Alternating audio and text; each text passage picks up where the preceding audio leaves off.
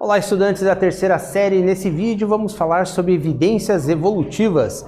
As principais evidências evolutivas são registros fósseis, semelhanças anatômicas, fisiológicas, celulares e também moleculares entre os seres vivos. Então vamos conversar um pouquinho sobre sistemas. Fósseis, por exemplo, que é a base do estudo da paleontologia, são restos de ossos, dentes, escamas, partes mais duras do indivíduo, e também vestígios como pegadas de animais, também vegetais, protozoários, fungos, bactérias que são preservados em rochas. Só que assim, a gente vai considerar fóssil aquele ser vivo que viveu há mais de 11 mil anos, onde seria atrás do período que a gente vive hoje, que é o Holoceno, que é a época geológica atual. Então, restos que tenha de organismos que tenham menos que 11 mil anos, a gente vai chamar de subfósseis, embora alguns pesquisadores nem gostem de utilizar essa nomenclatura. Vamos falar sobre atavismo. Atavismos são características que estiveram presentes em linhagens ancestrais mais distantes, como por exemplo aqui o lobo primitivo, há 100 mil anos, que não aparece mais, ou aparece de uma maneira muito reduzida nos indivíduos atuais. A biogeografia é um outro elemento muito interessante no estudo aí da questão da evolução, que é a ciência que estuda a distribuição dos seres vivos no espaço através do tempo.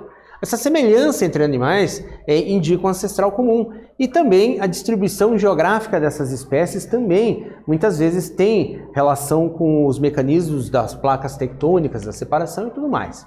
Existem também evidências anatômicas entre os organismos, com início ali na questão dos órgãos vestigiais, que são aqueles órgãos que são bastante reduzidos em alguns organismos, que em outros eles são mais desenvolvidos, são maiores, com mais funcionalidade, e os vestigiais, que são apenas vestígios, seriam menores, reduzidos, atrofiados e com pouca ou nenhuma função. Vamos dar um exemplo aqui para vocês, o apêndice vermiforme, que é muito comum em animais que fazem a degradação da celulose, como por exemplo coelhos, e praticamente sem função no nosso caso.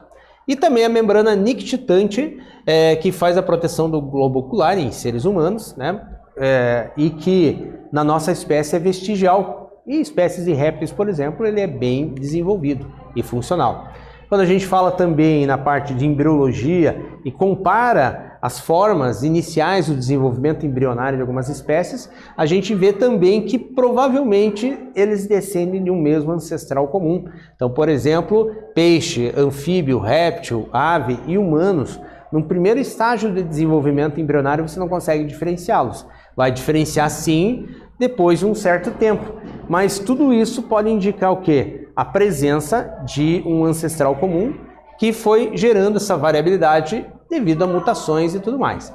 Quando a gente fala em anatomia comparada, a gente analisa a semelhança entre as espécies, as semelhanças físicas entre essas espécies, como por exemplo, a gente pegar aqui o gorila, o chimpanzé, o orangotango e o humano, eles são muito semelhantes anatomicamente, podendo nos levar a crer que se tornam organismos assim de uma mesma origem embriológica, evolutiva e tudo mais. Com relação ao ancestral comum, nós temos ali seres que provavelmente foram os iniciais e que foram se bifurcando, como naquela árvore de Darwin lá, mostrando para nós.